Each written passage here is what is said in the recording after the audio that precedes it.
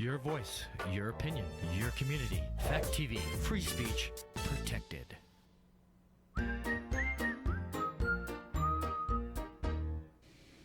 Have you ever been to a Spirit Halloween? Yes. Have you ever thought what it would be like to be locked in alone overnight? Actually, yes. Do they sell this movie at Spirit Halloween? Nope, not even in their cheapest of crap section. All this and more on Gory Storytime. Warning. Gory Storytime is a horror movie review show by a son and his dad who thought that letting his 5-year-old watch scary movies was acceptable. If you are offended by horror or talk about blood and gore by a child, or if you don't want horror movies from the 60s through today spoiled, then there is a remote stuck in your couch cushion next to potato chip crumbs. Use it. And of course, parental discretion is advised. Why? You didn't use any. Shut up and start the show.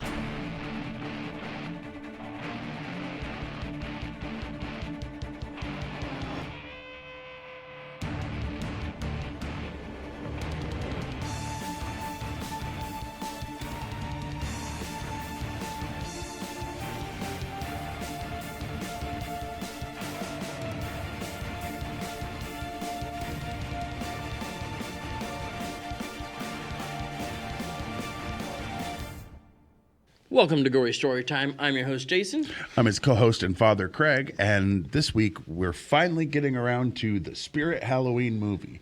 When we first heard that they were making this movie, we were like, that seems cool. We like Spirit Halloween. Yes. And then after it was released, we went to Spirit Halloween last year and said, hey, do you have it?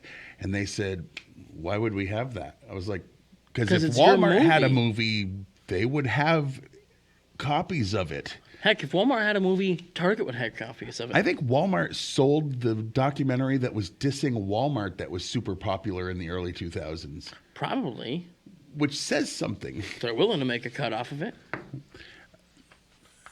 But, well, to be fair, it was manufactured in the United States, so maybe not. Oh. They like the Chinese stuff. But this isn't about Walmart. Yeah, no. This store, Spirit Halloween, as you can see on the poster. They didn't use the logo of, even though they got to use it in the movie. It's so weird. Yeah. But anyway, we'll get into our thoughts on this, which are probably already clear by the way we're not hyping this up. All right. Well, anyway, the basic premise is three friends, are spending their last Halloween together. They were going to go trick-or-treating, but one of them has chest hair, so he decided they weren't going to. He was too old to go. Yeah, that's for little kids who don't have chest hair. Yes. And it's so more than one hair. I'll get into this later, but it badly wanted to be other movies. And shows. But anyway, the premise is they decide to they sneak in and then hide in a Spirit Halloween and spend the night there on Halloween. And separately, Christopher Lloyd is dead. Yeah, separately, someone is dead and looking for a body to possess. Yes. I think his name is Alec. I don't remember.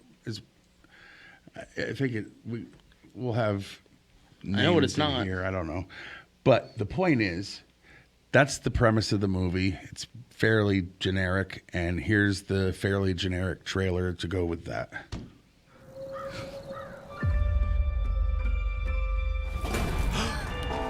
We can always just watch a scary movie at my place. Dude, we need something super creepy or I'm out. You want something really creepy? How about a night locked in here? Pop-up Halloween store in a creepy lot? Awesome.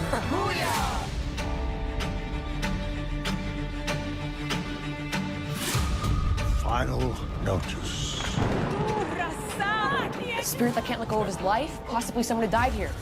Alec Windsor. We're doing something Saturday. 3 of us, best holiday of the year, just like always.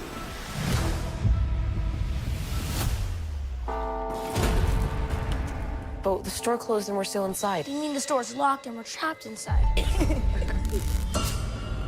Was that there before? Ask the right questions, you'll get the right answers.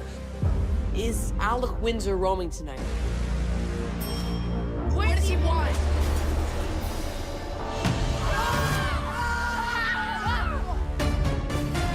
Oh my god, what's happening? For 1 hour on the anniversary of their death, they can possess things or people. Death will end tonight. He's not answering his phone. He's with his buddies. He's fine. Holy cow. Seal with a sacrifice to set him free. Carson, now! Your girlfriend is real scary.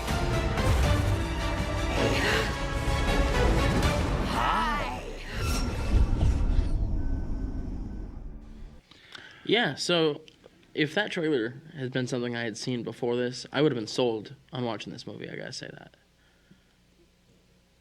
Why? Because I saw the trailer before I watched the movie years ago. And you wanted to see And it? I was like, oh, you know what? I could see myself liking that. Well, anyway, before we get into the behind-the-scenes information and our opinions on things, we have to explain that we're not really here to review this movie. No. I know we're a movie review show. I know we do a movie a week. I know this is the movie we're reviewing. That's still not why we're here. We're here because we like to make big stacks of fat cash. Yes. And the way that we do that is by being... Whores. Hey! Yeah, that's the thing that we say. Kinda. Yeah. We basically pimp out our brand to tell people that all these things are amazing.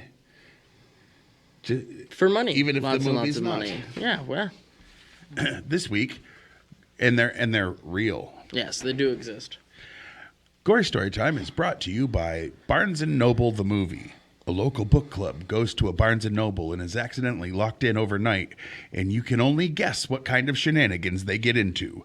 Barnes & Noble the Movie is based on a book that ironically has to be ordered online because there aren't many Barnes & Nobles left. That's Barnes & Noble the Movie, because why not?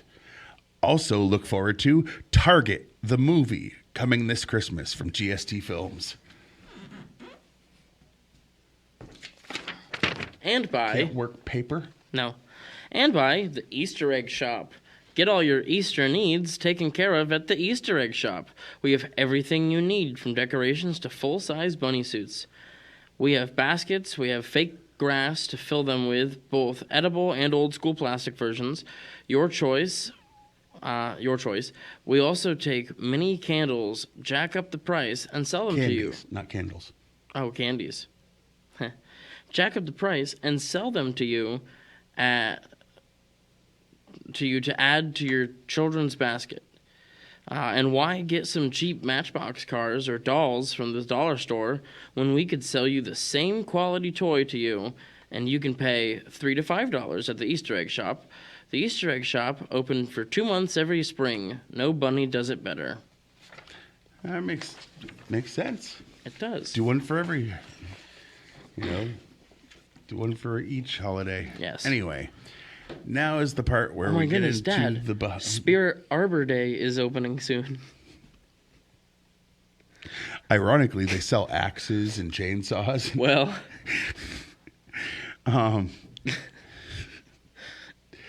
well, no. Funny thing is, we know that they're really opening Spirit Christmas. That's actually a thing they've announced.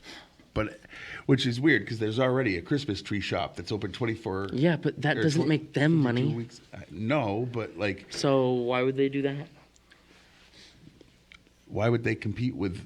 Like, there's not enough Christmas junk that people need in August to have 2 stores. But if it's the Spirit Company, they're probably only going to be open November, December, I wonder if they'll just move it right in behind whatever they move out at the end of October. Yeah, they'll just become Spirit the store, and it'll just interchangeably for all of the decorations. But anyway, this is the behind-the-scenes information, or as Jason likes to call it, the meat and beef of the show. Or as I like to call it, the meat and beef of the show. Low carb. That's all you need to. You want to go first or you want me to? You can. Okay. The film had an exclusive premiere of the trailer at the opening of Spirit Halloween's flagship store in Egg Harbor Township, New Jersey, July 30th, 2022.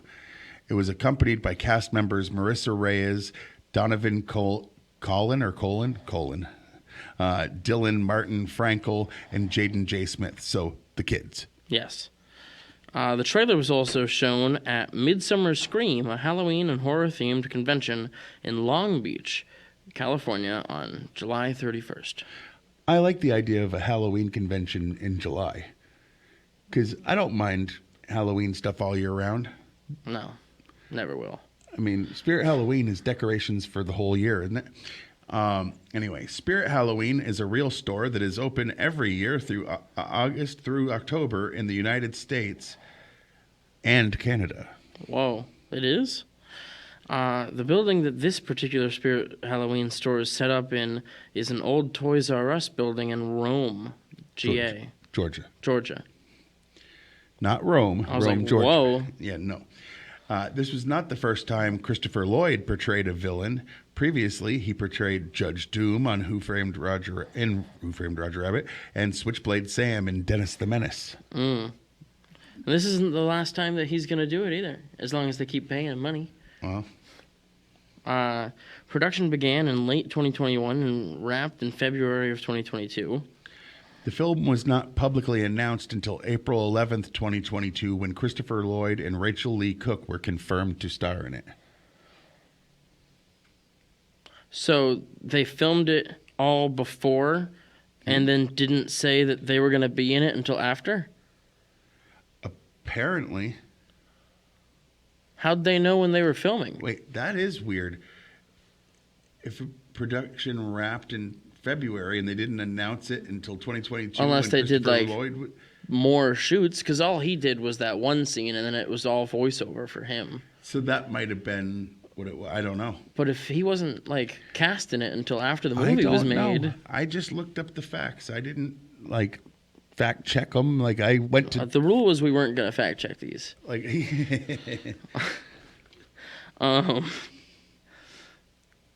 Where was this? 7? No, you did 7, that. yeah. The film is produced by Strike Back Studios, Hideout Pictures, Particular Crowd, and Film Mode Entertainment in an official partnership with Spirit Halloween. Noor Ahmed, president of Strike Back Studios, stated, "One of the reasons I immediately connected with this script is it's inspired by some of my favorite kid adventure films growing up, from The Goonies and Gremlins and Monster Squad and so many great films made by Amblin Entertainment." And then somebody crashed their car into him. The testicular fortitude of this man to mention those amazing movies. Yes, ever. The film was released on video on demand on October 11th in 2022. Jordan Hoffman of the AV Club gave this film a grade of C-. He likened the experience of watching it to the experience of visiting a Spirit Halloween store.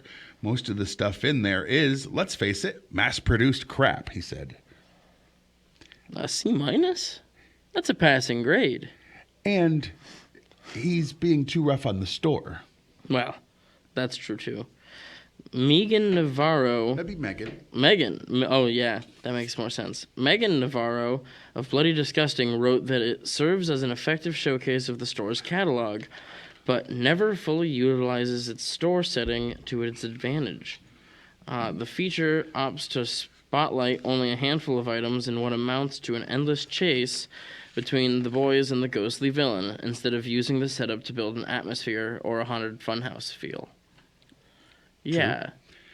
She also said it's not the story or its characters that stick in your mind once the end credits hit. It's the items that'll fill up your Halloween or your Spirit Halloween wish list. Okay. Spirit Halloween store franchise wasn't trying to produce a movie. Billy Bates, screenwriter, had written this script way back in 2016, honestly inspired by her kids' fascination with the store and her own fascination with Halloween in general. She grew up in Australia, and many of her impressions of the holiday and genre came from watching American movies as a kid. She had won some festival awards with this script over the years and shopped it a bit before it finally found its way to Hideout. Spirit Halloween had no idea any of this was happening. So in other words, when they came to him and said, "Hey, this award-winning script about your store is something we want to make. They Can we said, collab?" And they "Money?" said, "Sure." Yeah, basically, it's like, You'll pay us? well, we think it's not. We might not know if it's a great idea, but money, you say? Yes. Oh, well. All right. And Rotten Tomatoes exists. They do. For better or worse, they do exist, and you can go there and eventually find real numbers. Yes. They are not conglomerate. They take a... They're a website. Yeah, they're a website, but that's not... I'm trying to think of a specific word. They're collectors. They collect reviews from all over the world. And they just combine them all together and break it down into positive and negative, and then the percentage they give you is anything positive. Yes. And the critics had it at a 54%. Which is not a passing grade for them. The people also get a voice, and usually with horror movies or comedies, they'll be higher than... Yeah. The people have it 48%. Yes, so and those are lower. the real numbers. Yeah, he tries to get the most accurate numbers that they list. Yeah. Yeah, so that's true. Now, neither of us really thought this was a good movie. So we're going to start with our favorite things, because we always start with the one that's harder to figure out. What was your favorite scene or thing about this movie? All right. So Christopher Lloyd, the villain who they kill in the trailer, he haunts this store, right? Yeah. So he keeps taking over all these different, not mannequins, but animatronics in the store. He does. And like moving them around to freak out the kids and try to chase them with them. And he gets this one that's a fat guy with like a chainsaw arm and like a bat on the other hand. And this is after a while that he's been complaining he needs arms. So he gets this thing, and then he's just complaining that he needs arms to open a door. And this goes for like 6 minutes. And it was hilarious to me. Well, that he kept complaining he needed arms and kept picking things that didn't have arms. Well, and then he went to go down in the thing on the ground, Yeah. and he couldn't lift it because those things weren't hands. He had arms, but now he needed hands. It's like he has the ghostly power to possess animatronics, and he can't open a door. He has the power of leaving the thing and just floating through the floor. That too. He does nothing with his powers. His power is that he did nothing to obtain. Right, and he definitely did take over animatronics, though. And then he never showed his face again in the entire movie. No, it was all voiceover. Probably cheaper to get him when it's voiceover. Yeah. What was my favorite thing? Honestly, I'm gonna say I'm a huge fan of Spirit Halloween, and I liked seeing a bunch of stuff that I'm like, hey, I've literally seen that, like those there. animatronics and stuff. Like, Yeah. I like those. I really did. And so because of that, when he took over the animatronics, similar to you, I thought that was pretty cool. Especially the special effects did a good job of making it look like he made them taller and stretch it out. And and it actually did a decent job at that. yeah, I'll give it that. Definitely. What was your least favorite part? The rest. Not quite. Probably that this giant superstore version of Spirit Halloween is It's bigger coincidentally. than we've been to. Oh yeah, it just happens to be built on top of caves. And guess what's in those caves? The dead guy's house. That wasn't the dead guy's house. It was a house inside of the caves but it wasn't the from the dead beginning of the movie. If you remember the end of the movie, that wasn't I the thought that dead was guy his that was house. there. No, that was the same place underground that the old African Then American why was he haunting it? Thought he wasn't allowed there. That's what the whole thing was. He was told not to be there. It wasn't a well put together script. She killed him for being there. And he could never leave because his spirit was not. She didn't want him there. Why And would now she he could curse him nev- to stay? Well, no, that wasn't her. That was the little girl that watched him get cursed originally. Oh. that old lady was the little girl clinging to the person who killed him. Oh. I thought that old lady was the old woman. All right. No. This movie was well put together. And well understood, apparently. Yeah. My least favorite part, boy, it's really hard because there's so many things that were just not right about this movie. Yeah, because one of the best things about Spirit Halloween is all the like actual Nightmare on Elm Street and Beetlejuice and Freddy Krueger and Halloween stuff. They like showed for every, none of that. For every like copyright. 4 copyrighted items that are at that store for real, there's probably 2. I guess nondescript. I was hoping for something along the lines of a Goonies or a Monster Squad, and it ended up being more of a Night of the Living Fred. No, you're right. It wasn't as Fred's good as not Night of the that Living bad. Fred. I hated Fred, by the way. Yeah. No, I did tell him because I watched it first. Go into it thinking made for TV Nickelodeon movie, not made to be on the big screen. Unfortunately, this was put on the big screen. Yeah. I feel like this movie was like a knockoff group of Stranger Things rejects get together to do a Five Nights at Freddy's reboot. No. In the wrong place. Yeah, it was done very poorly. I mean, it has the same one ghost guy is haunting all of these different animatronics. One trying thing to kill I these will kids. say that a separate thing that I liked, I'm just going to throw this out there because we've been trashing it so much. I did like the fact that the main guy had a crush on his friend's older sister. And that's a common thing in those type of movies. In the Goonies and stuff like that. The difference is usually the adventure gets done and boom, and it's like, obviously have to because he's a hero. I'm not even going to say spoiler alert because I'm not spoiling anything. Don't watch this movie. Like, it's really okay. Like, watching the movie is spoiling it. Yep. So I'll just tell you that he leans in to kiss the girl and she's like, yeah, no, that's not ever going to happen. Person 3 years younger than me when I'm 17, you creep. Yeah.